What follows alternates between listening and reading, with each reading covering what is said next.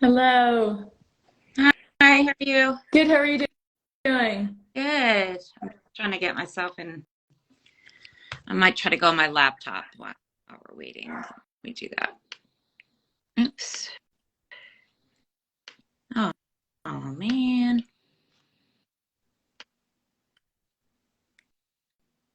Anyway, I'll just do it on my phone. How are you? Good, how are you doing? Good. Where do you live again? I'm sorry. I know you already said that, but Yeah, I'm in Atlanta. oh. Where are you? I'm in Montclair, New Jersey, right outside New York City. Okay. Nice. Yeah. So we're both on the East Coast. That's right. That's Yeah. right. And I think Glad is in New York. So Yeah. Hi, how are you? Hi, everyone. Hello. Hi. How are y'all doing? Good. Oh, you're in the South too, or are you? You sound Southern. Me? Oh, I'm in New York. No. Just spending time around Southerners, I think. Oh. I picked up y'all somewhere along the way. That's funny. So should we give it another minute or two and then get started? I think so. Sure thing. Fantastic. I just saw Stephen Black go by. Hi, Stephen. Hello. And He's all the way in. Hamilton. Hey, Zach. Oh, there's Zach. Sherry DeSantis. Hello, hello. Hi, everyone. This is my first experience with the Instagram Live situation, so I'm kind of surprised I even got logged in time. This is like my second experience, and the first time was when I was interviewed. Oh, yeah. And like I was late, and so I had all these friends who like on, and they were like holding their, so embarrassed. Oh, no. It was just a little glitch, and I think he edited it out for the, posted it. Hi, John. Hi, Liz. Hi. All right. Looks like Henley. Hello, hello. We got a good little crowd going here. Good. Maybe we'll get started. All right. So I am just going to introduce a little about what we're doing here today on our Pass the Baton interview, and then we'll get started. So Pass the Baton features authors who are part of the Word Sleuth community on Instagram, where we participate in word improvisation challenges. And what a word improvisation challenge is where you get a cycle of new words every few weeks, and at the end of the cycle, you're challenged to write a story using the new set of words. The story is broadly defined. It can be a tale, a poem, a skit. There's no character limit. And if you're on here and you're interested in participating, you can follow Word Improv by following Word Sleuth on Instagram. That's WORDSLEUTH. And Pass the Baton interviews are part of a series of interviews where people who've contributed to the Word Improv Challenge interview one another so that the community and audience can learn about the writers and their work. So I'm Serena Strauss. I'm a science fiction novelist. And 2 weeks ago, I was an interviewee on the Pass the Baton interview. And today I have taken the baton and I have the pleasure of now being an interviewer. And here with me is an alternate, in case I have tech issues and the like, is Suzanne Moyers, author of Till All These Things Be Done. And our interviewee today is P.L. Riven, and I am pleased to introduce her. And I'll just give a quick bio here. P.L. Riven is an American fantasy author, historian, freelancer, and content creator, writing everything from flash fiction and gift books to full-length novels. And she published a master's thesis on Henry IV of England. As a professional writer and fervent scholar, she's devoted more than a decade to studying, reading, writing, and breathing all things fiction. PL placed first in her category at the NYC Midnight's Flash Fiction Challenge She studied under industry professionals at UCLA Extension, wrote conference presentations, participated in and won NaNoWriMo since 2018, and is a member of the Atlanta Writers Club and Apex Writers Group. She has appeared on the Star Chamber Show podcast and will be a panelist and workshop presenter at Imaginarium in July 2023, which I'm really excited to ask some questions about later. Yeah. And she lives in Atlanta, Georgia with her husband and 2 children. So welcome, PL, to the Pass the Baton interview. Thank you. Can you start by reading your word improv to us? I will read an excerpt because it is quite long. The rest of it is on my website, but I will start with this. And one of the words was charlatan. I think there was autocrat. You'll have to look them up. I meant to do it beforehand, but here it is. This morning, I received the first and final warning from Breaksmith Insurance that one more claim, and they were moving me from their most likely a charlatan, but we can't prove it list to their not a snowball's chance in claims hell. I stuck my head out the door and strained my ears for the twinkling sound of magic. I wouldn't have to wait long. Fairies aren't known for their patience. I waited a few moments longer than necessary, flipped and clanged the bank of locks between the city and my store, antiques and chocolates. My run-in with the kleptomaniacs, a local fairy gang, became more prevalent as they decided to use my shop for their coming-of-age rites. I could blame them, and I do, but primarily I point the finger at the Bureau of Magic for its census report.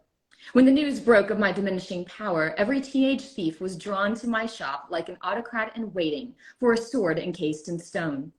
So unless I brought in mystic brawn I couldn't afford, I'd have to tolerate every Tom, Dick, and Fairy pilfering my merchandise at will. That's fantastic. Thank you. I love that, Tom, Dick, and Fairy. That's super. So this is a fantasy piece. Do you tend to stick to the fantasy realm, or what kind of genres do you write in? When I'm writing fiction, it is almost always fantasy, primarily urban fantasy.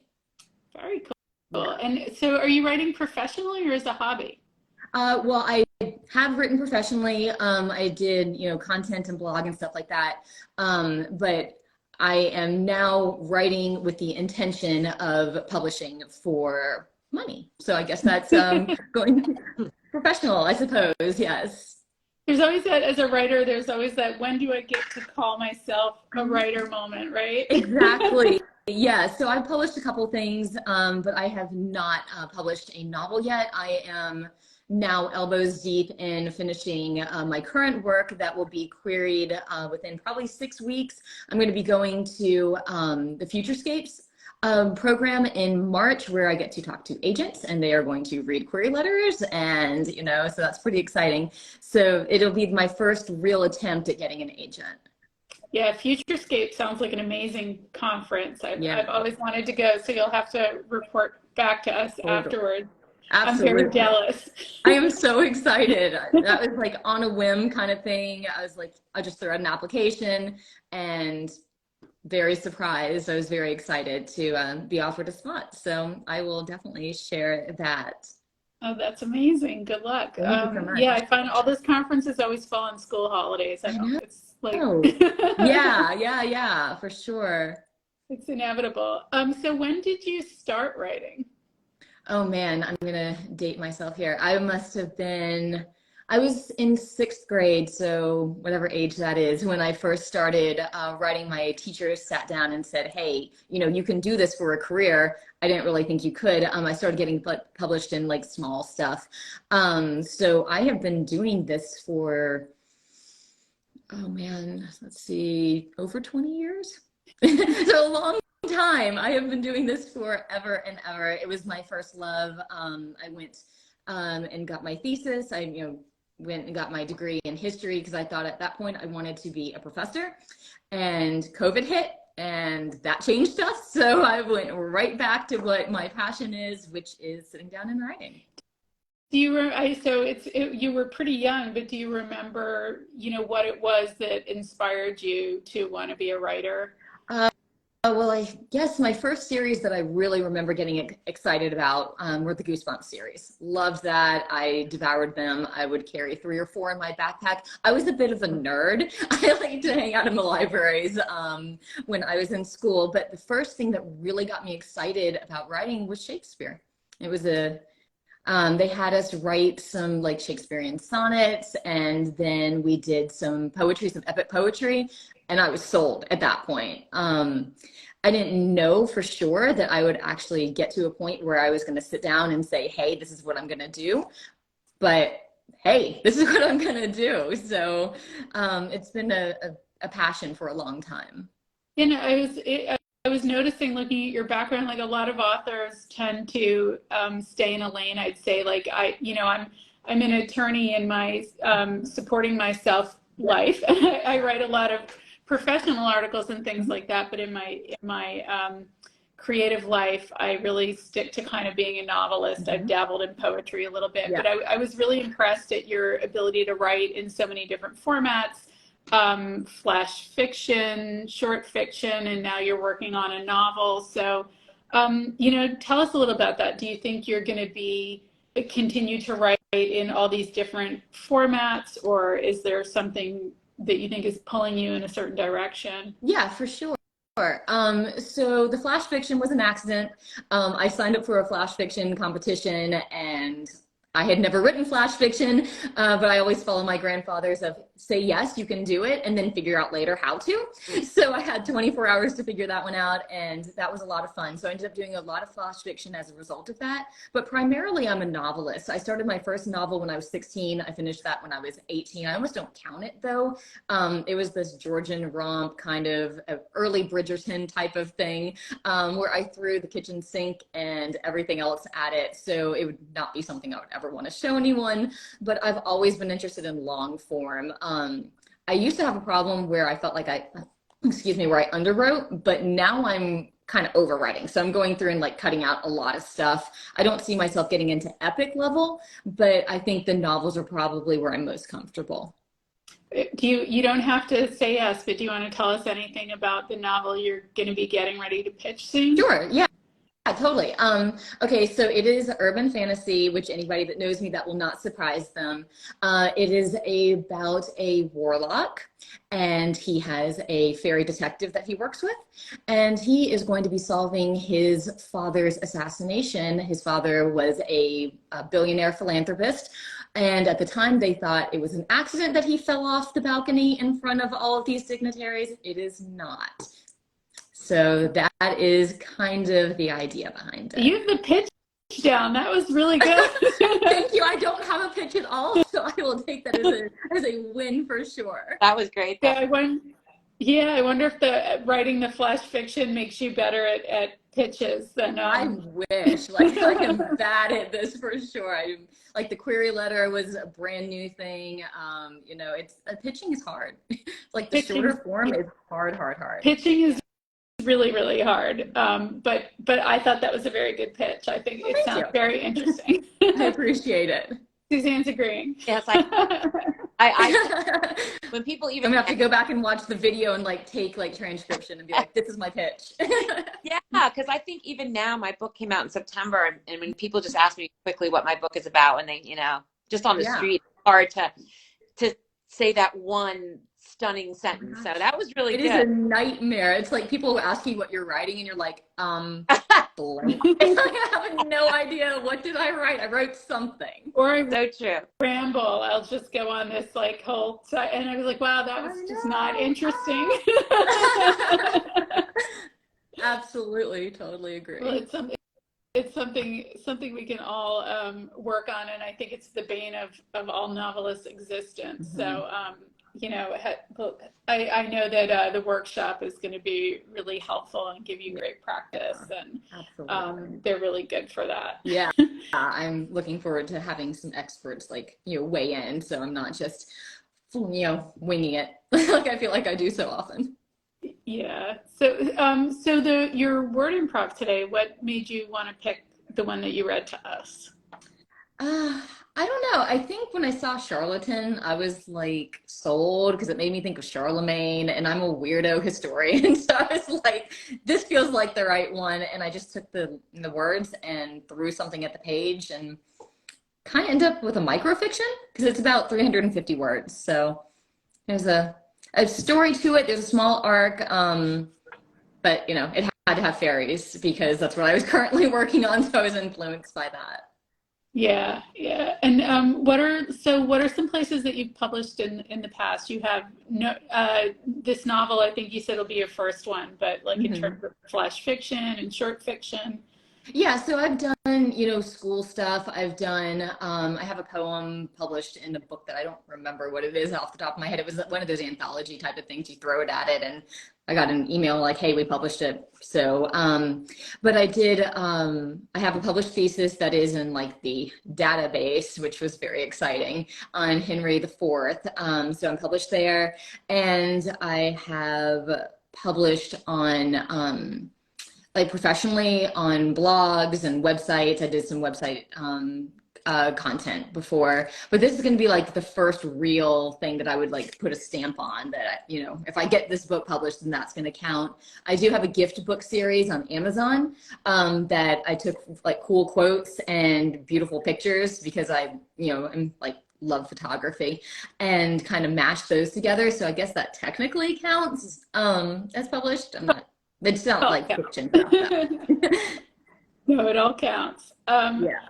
Just going back to something we were talking about in your Mhm. bio, I'm going to go back to it so I get it right. But so we have a mention here about the NYC Midnight Flash Fiction Challenge. So I'm Mhm. in New York City, but it's new to me. So can you Okay. tell us about it? Yeah. Yeah. So it's an online thing. I don't even know how many they've done at this point. I think this was back in, I think, 2015 or 16. My daughter was born, but not by much. And it was the one that I kind of signed up for and didn't know what flash fiction was. And I was given, so they give you a prompt and they give you a genre and they put you in a group of people, all across the world. And I told my husband, I will be fine as long as they don't give me horror. Three guesses in the first two don't count. Which one I got? I got horror. And I think it was a barge, an ice pack, and there was something else. And it ended up being this very macabre, people were like unsewing their arms and sewing things back together. And I didn't really know what to expect, and it came back that I actually won that particular challenge. So it was very exciting. So do It was my they, first one. I was like beginner's luck. no, that's really cool. So do they do that like live? You have to do it in that moment? Yeah. So you have a weekend to do it. They'll give it to you like on a Friday, and you have like 48 hours to submit it. And then once you submit it, it'll go to their judges, and their judges go through and they give you feedback. And then they either pass or fail you, and they just kind of whittle it down to like the top person. And it's something that they do a lot. I think they have, let's see, they definitely have a screenplay that they do. I think they do a microfiction now. It's really expanded a lot. I haven't dabbled in it because I've been too busy doing these other things, but it was a lot of fun. Oh, that sounds really good. And it sounds a little similar to what we do on Word Sleuth. Yeah, it But is kind of like that. Yeah. It's very but maybe similar. maybe a little more pressure. Yes, they're like you must submit something in a certain amount of time, but it is a lot of fun, and it kind of got me into writing again because I had taken a break for a long time and gone into academia. So based off of that, I went and started writing my novels. So I am very, very thankful to that experience. Yeah, experiences like that can be great Kickstarters and things like NaNoWriMo if you're in that Love it. rut and you Yeah. need to get yourself. I always say I'm going to do NaNoWriMo and then I get sidetracked with, Oh my gosh, it was so something much else. pressure. So much pressure. There's always something, right? But Yeah. as long as we keep writing. And yeah, so you mentioned that you love photography, and I have to say, I before this interview, I spent a little time on your website, plriven.com, and I love your website. It's really unique. I thought the pictures are particularly beautiful on there, and I thought your structure was really interesting. So most writers, you'll see like, you know, books, bio, about, newsletter, and you had all these really interesting categories. You had it structured very differently. You had interesting categories, and you had like a feature section for idioms, which I thought was fascinating. So I don't know if you want to talk a little about your website and the art and you know what you were thinking when you put it together, because it was a really unique approach. I think it's really great. Thank you so much. I am going to give my husband full credit for that website. He is a programmer, and he gave me that for my birthday. He's like, you know what? I'm making your website, and kudos to him for coming up with something that I thought was just super me. I think it is really fun, and it's like very structured, and I am like ultra structured. And I think that the photography was beautiful. A woman here in Atlanta that we use all the time took the pictures some time ago in preparation for this website. He felt like it was important that I go ahead and put my old work, which was like terror. Like nobody wants to go back and see their old work from like 5 years ago. But you know, I threw that up there, and the idioms are something that I came up with. I was calling it Saturday Shoe-ins. I am like 2 Saturdays behind, so anyone that's going to call me out on it, yes, I am aware that I'm behind on those. I just think they're a lot of fun. I have 2 small kids. We homeschool, so it is easy to get those idioms incorrect. We like to talk about figurative language, and you know, use some AI art, which I think was super fun. And I know it's really trendy and kind of controversial, but I still think it's pretty cool to use, and it's very imaginative.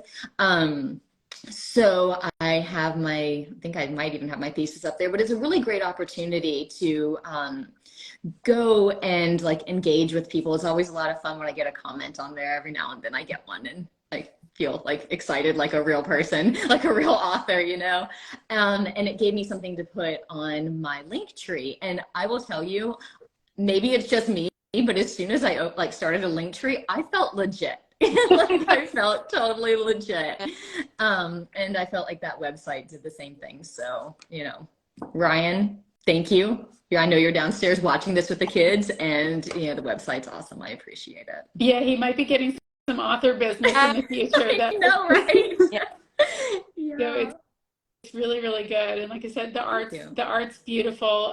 So do your kids ever get input into what goes up on your website or your idioms? Or Yeah, so they have definitely looked at it before. They are budding little authors, which I'm very proud of. They have their own little series and stuff. So it is super fun, and they do love to weigh in. They have many opinions. I have no idea where they got it from. It certainly wasn't from me. Yeah. I am very opinionated if it hasn't come across yet, but they are wonderful, and it is super fun to really just see how the website grows organically. It's just kind of cool. Yeah, well, I hope everybody's going to check it out. I'm definitely like looking at it and taking notes. Thank you. And you're going to be at Imaginarium, which I'm dying to go to. I don't know if I can make it, but it looks amazing. What are you going to be doing there? So we are going to be doing it in July, and I am going to be making the trip to Louisville, Kentucky. I've never been there. And I have never attended this conference, so this is going to be new to me. I have appeared on their podcast. That was my first interaction with them, and they are super cool. I know they're bringing in like seriously like crazy people. And I have been lucky enough to have been asked to be a panelist, and I will also be putting together a workshop, and my workshop is going to be called, oh man, it's been so long, we think. It was setting as a character. I tend to really enjoy characterization. It's where I put most of my emphasis in my books. So I had done a little video, which I throw up there on Instagram all the time, and I asked them if they would, you know, pick something, and they zeroed in on this setting as a character, which will be a lot of fun. I think when you start looking at the setting and really making it that important, it's actually very integral to the urban fantasy genre. So the book I'm writing right now is set in Philadelphia. I'm calling it an alternate Philadelphia. Thank you, Jim Butcher, for that idea. Alternate, and he writes in alternate Chicago. And I wanted to make sure that I made this setting super important, that it could not be set somewhere else. And also think I've mentioned I'm a nerd. So I enjoyed throwing in some of the history of Philadelphia with it. And that's really what my emphasis is going to be on, is a strong character. Really cool. That sounds really interesting. Thank you. Yeah, I wish I could go. Suzanne, you look like you have a question.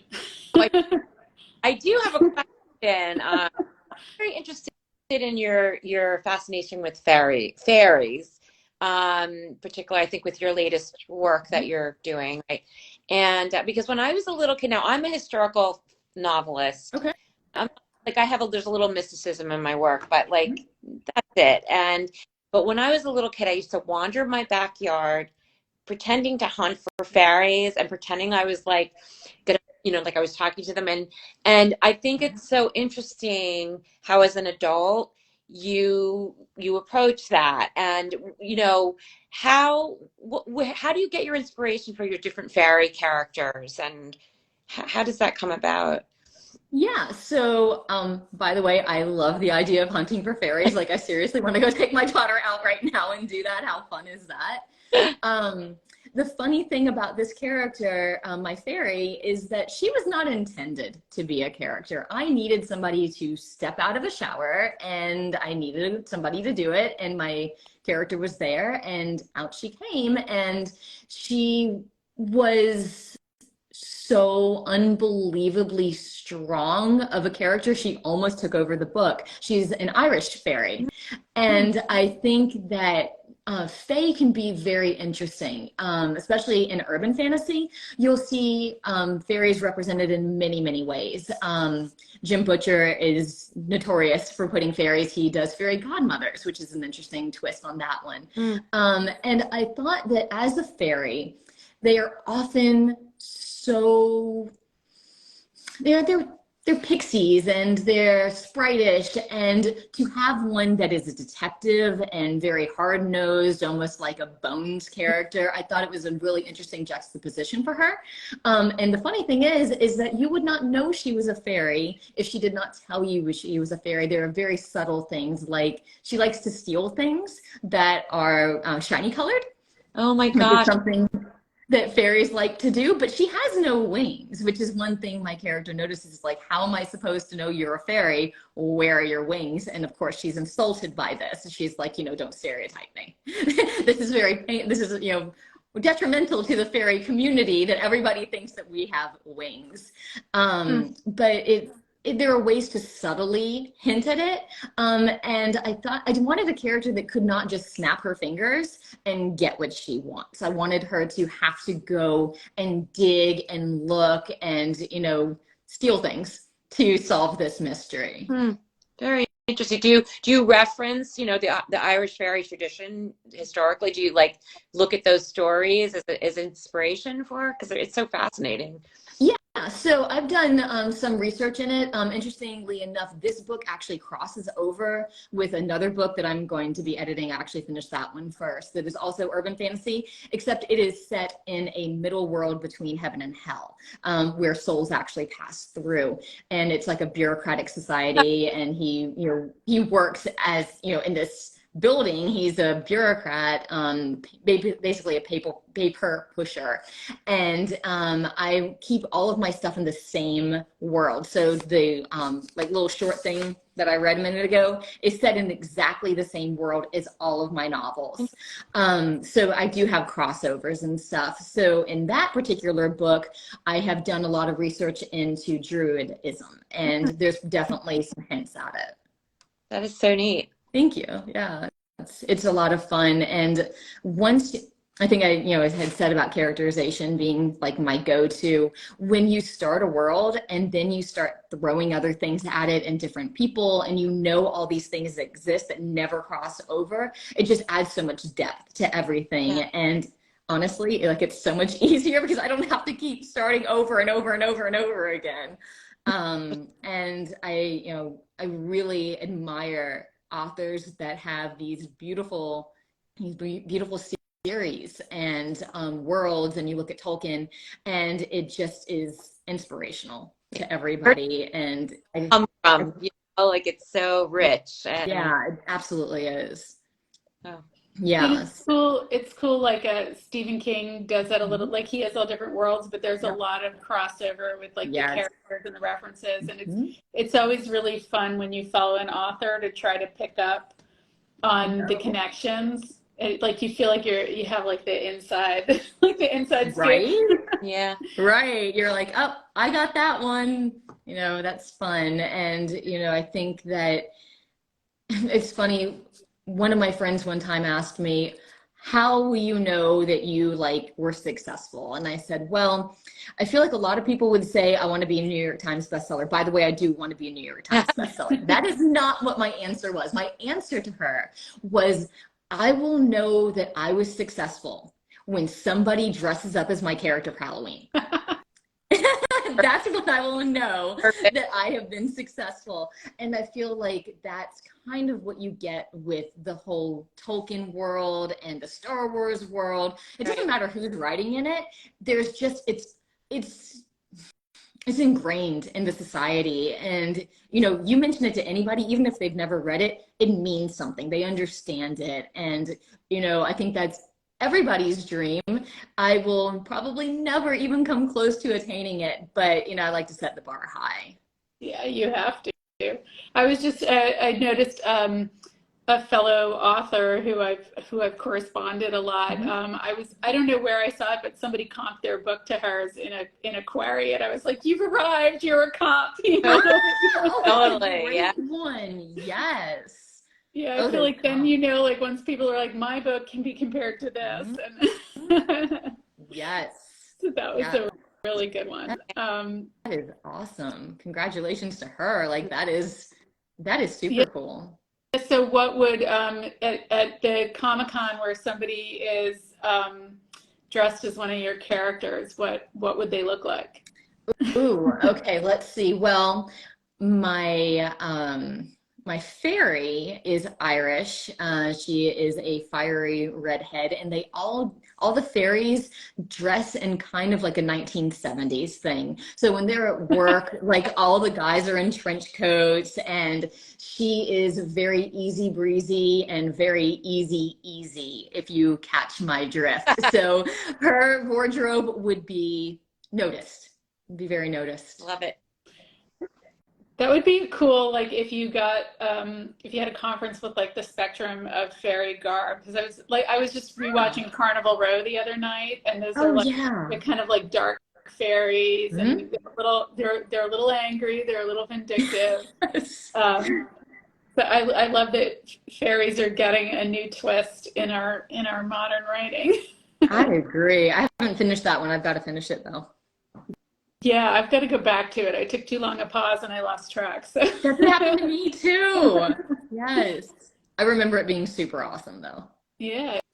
It's really interesting. It's very good. It can be hard to find something different, and it was really different. Absolutely. So what else would you like to tell our listeners that I didn't think to ask you?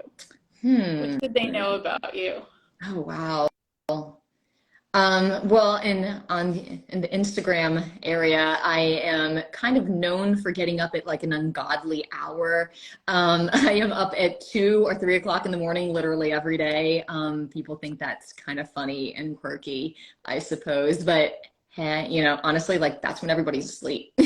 Nobody is getting up and bothering me that early with 2 kids and a husband that work from home. You got to find time when you find time. Let's see, I am doing Futurescapes, which I am extremely excited about, slightly nervous. But they've had some really great workshops that I've attended, and it really changes the way that you approach something when you start talking, because it was only 6 or 7 of us at a time, and anybody can join those. So if you have not checked out Futurescapes, their workshops are, I highly recommend them. They were really, really great. Let's see. What else? I don't know. I can't think of anything. How about you, Suzanne? Any favorite workshops that you'd recommend to people? Oh, I love Jane Friedman stuff just because I'm writing a second novel, but Jane Friedman is great with, she doesn't, it's not just her doing the workshops. She actually has guest workshoppers. So they do the creative side, but they also teach you how to market your book. Huge, as you'll discover. How to do everything from newsletters, but also just marketing in general and using social media to get your book out there. And so I love Jane Friedman. She's my main go-to at this point because I'm really learning the business side of books. And that's kind of where I am. I'd rather be doing a million other things, right? But you kind of have to do it.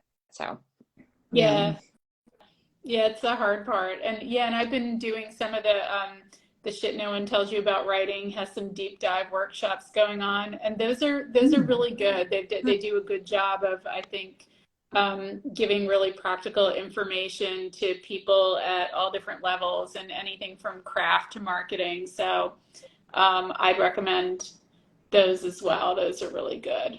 Oh, the shit no one tells you about writing. Okay, that's a great name. Yeah, that's easy to remember. Great podcast, and the workshops they've put together have been really just practical and useful. I think sometimes you just need somebody to give you some things you can do, some actionable stuff. Do y'all ever do the writing excuses? Do y'all ever watch that? No, what is it? No. Or listen to that podcast? What is it? Writing excuses? It's on it's a podcast. So they have let's see, Mary Robinette Kowal. They have Brandon Sanderson was on it. He was an original cast. I got obsessed with that. I think I listened to everything 4 or 5 times, but they hit all you name it, they talk about it. I'm not sure how much they were doing about the marketing. If there was that, I was skipping it because I didn't have anything to market. But that is another great resource for people that are interested in, really the deep diving into craft. Very interesting. Yeah, that's great. Check it out. And Brandon Sanderson, just watching what he does like on a day-to-day basis, is a master class in marketing. Yes. I think he had the most successful I don't know if it was the most successful Kickstarter campaign in all of Kickstarter history, or for a writer, whichever it was like oh, I know. Yeah, the guy knows his stuff. Oh, yeah. Yeah. Study carefully. Well, thank you for joining us today. And it was so fun talking to you. The next Pass the Baton interview, number 21, will take place on Sunday, February 26th at the same time, 12 noon Eastern Time, 9 a.m. Pacific Time. And PL Ribbon will be interviewing Joseph Dowling, and Captain, at the Floral Captain will be the alternate. And if you're on here, we invite you, or listening to us afterwards, we invite you to learn new words and participate in word improv by following Word Sleuth on Instagram. Anybody who'd like to get involved in Pass the Baton interviews, you can direct message Word Sleuth on Instagram. And please don't forget to follow all of us. PL, where can our listeners find you? I'm sorry, my volume. Where can listeners find you? So I am on Instagram. I think it is at @PL_author, I think. I am on Twitter and plribbon.com. There's a link tree in my Instagram that has all of it. I'm on Facebook, but primarily Instagram is my go-to. Fantastic. And how about you, Suzanne? How can people follow you? Oh, I'm on Instagram. I'm a little bit on Twitter. Facebook is my big thing, I guess, because of my generation, my age. And my website is SuzanneMoyers.com. I hope you'll check it out.